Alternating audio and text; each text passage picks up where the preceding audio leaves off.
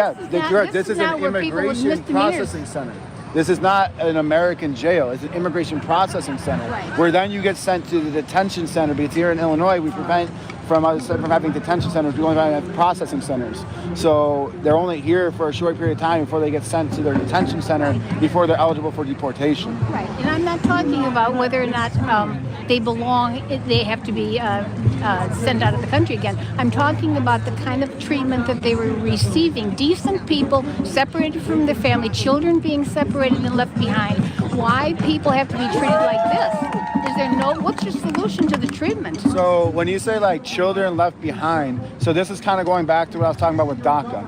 Because now, like, the whole thing right there is, okay, well, let's not separate the children from the parents. So then if the child is here legally, let's say the child was born in the United States legally, but the parents are illegal, now the parents become de facto legal citizens because we don't want to separate the children from the parents.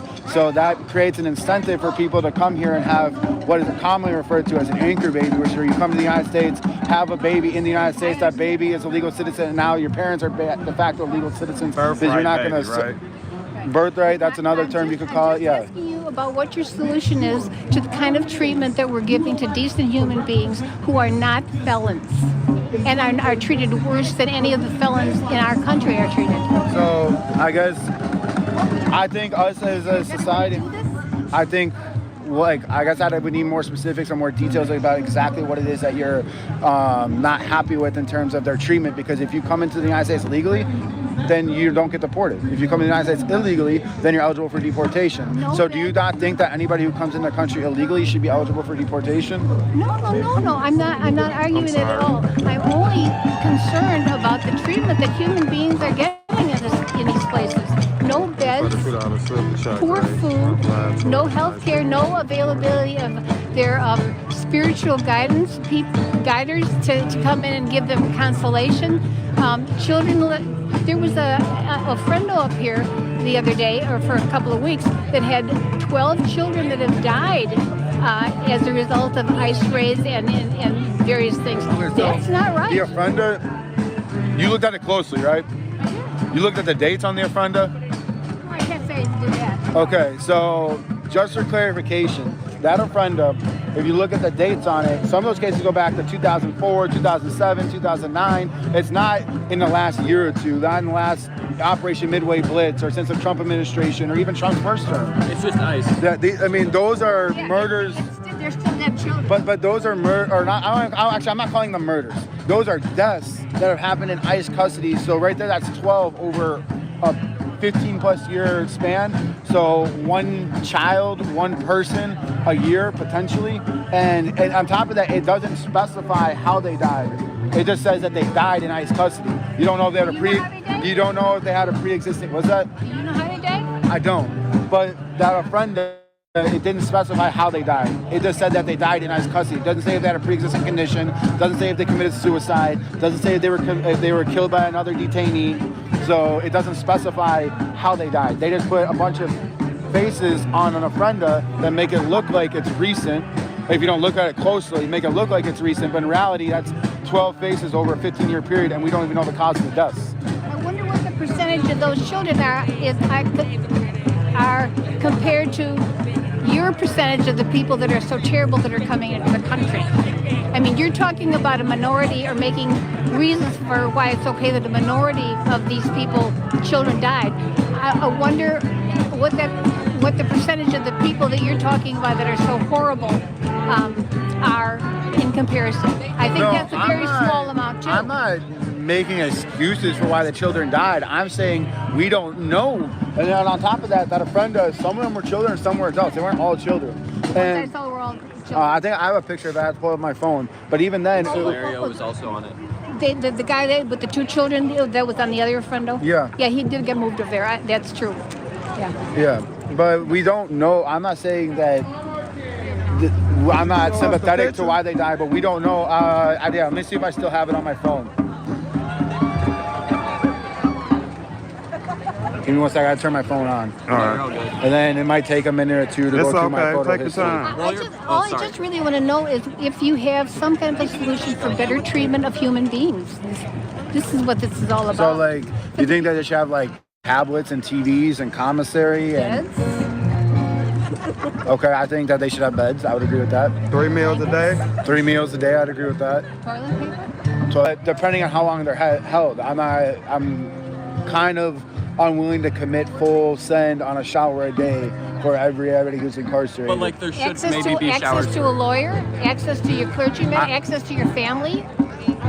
So unlimited access to your family, to your clergy, to your lawyer. Not unlimited. So Just how sometimes. frequently do you get the opportunity to visit your clergyman, your attorney, and your family? Well, how Because in American jails and American prisons, there's limitations and restrictions on Americans and how frequently they can see their clergy and their lawyers and their family. Right.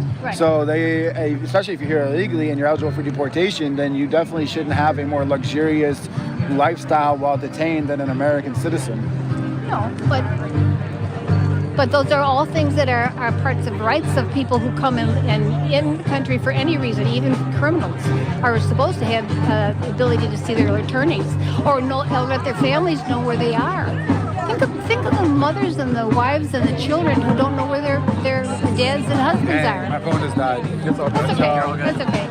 It's just the human factor of decency of how you treat other people, and that's really missing in what they're doing. That's all I care about. And Thanks. I'm gonna have to get going here in a second, so I would like to ask one more thing, or just say one more thing. And sorry guys, I don't love the phones being around because it feels like clip farming, but I just want to say that at the end of the day, I'm here because I want to keep people safe, and so are you. And I don't think like we could actually be way closer, and it would be, again, having the phones around in the environment makes it feel like less of a person, you know?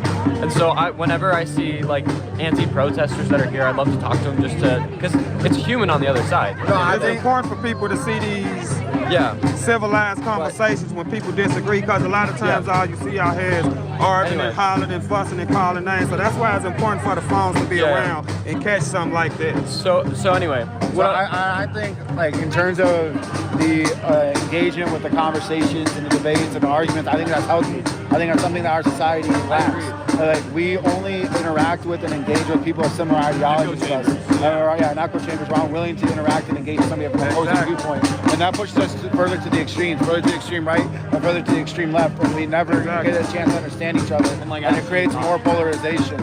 And we don't necessarily have to give in to your morals, your beliefs, your values when engaging with somebody in the opposition. So you should be willing to have that conversation, be willing to listen, and be willing to have a civilized conversation, civilized debate. And I think that's something that I greatly appreciate because you came up to me asking to have that conversation. So I thank you for that. I think that's something that's great. I think the biggest thing is just I want to have more conversations. I'll probably see you again. Like at this point, I've seen you. You've seen me at least 3 times, so there's a good possibility you might see me again. I think. When I'm patrolling and I'm doing that stuff, all I'm doing is filming. I'm not throwing the rocks. I'm not blocking them. And I know the majority of people that are patrolling are just like the majority of people that are coming in here illegally. They're not committing violent acts. They're just trying to record. They're just trying to document. But there are people that are committing illegal acts, that are throwing rocks, that are getting physical with the ICE and Border Patrol agents, and are throwing bricks at them and throwing fireworks at them. There's documented instances of this happening. Do you think that means we all should get felonies then? Felony charges? What do you mean all of, if you commit a violent act towards an ICE agent or a Border Patrol agent? No. You're comparing it to immigration where it's like, there's the illegal immigrants who are here because of good intentions and because of their families, and then there's the murderers and the drug dealers, and then there's the patrollers who are here trying to protect their families and doing it in safe, legal ways, and then there's the people that throw the rocks or hit them with cars or whatever. If you apply the same reasoning to both immigrants and patrollers, do you think that all patrollers should get like misdemeanor or felony charges?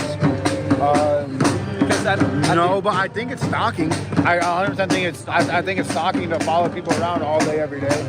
I think that's stalking and to dox them and take pictures of their cars and put it on the internet and post information about them and their families. I think that's like weird and stalking. Posting about them and their families.